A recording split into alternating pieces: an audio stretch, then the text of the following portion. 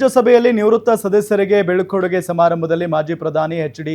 ದೇವೇಗೌಡರ ರಾಜಕೀಯ ಮೈತ್ರಿಯ ಬಗ್ಗೆ ಎಐಸಿಸಿ ಅಧ್ಯಕ್ಷ ಮಲ್ಲಿಕಾರ್ಜುನ ಖರ್ಗೆ ವ್ಯಂಗ್ಯ ಮಾಡಿದ್ದಾರೆ.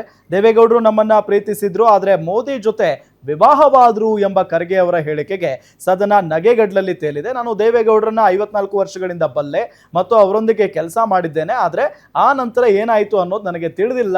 ಅವರು ನಮ್ಮನ್ನ ಪ್ರೀತಿಸಿದ್ರು, ಆದರೆ ಮೋದಿ ಅವರನ್ನ ಮದುವೆ ಆದ್ರು ಅನ್ನೋ ನಿಟ್ಟಿನಲ್ಲಿ ಖರ್ಗೆ ಅವರು ಮಾತಾಡಿದ್ರು. यहाँ नहीं है तो एच.डी. देवेगौड़ा जी का उल्लेख करना चाहूंगा। वे प्रधानमंत्री और कई पदों पर रहे।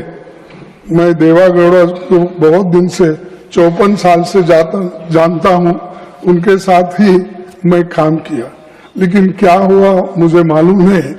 वो तो प्रेम हमारे साथ किए, मोहब्बत हमारे साथ, शादी मोदी साहब के साथ की, ये रिसेंटली हुआ।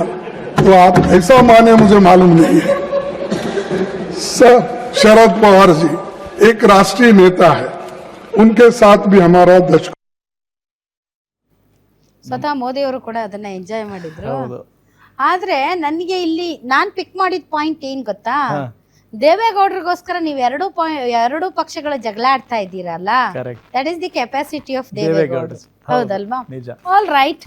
ಸೊ ಇದು ಈ ದಿನದ ರಾ ನ್ಯೂಸ್. ನಾನು ಮತ್ತು ರಾಮ್ ಹೋಗ್ಬಿಟ್ಟು ಬರ್ತೀವಿ. ಗ್ಯಾರಂಟಿ ನ್ಯೂಸ್, ಸುದ್ದಿ ಖಚಿತ, ನ್ಯಾಯ ನಿಶ್ಚಿತ.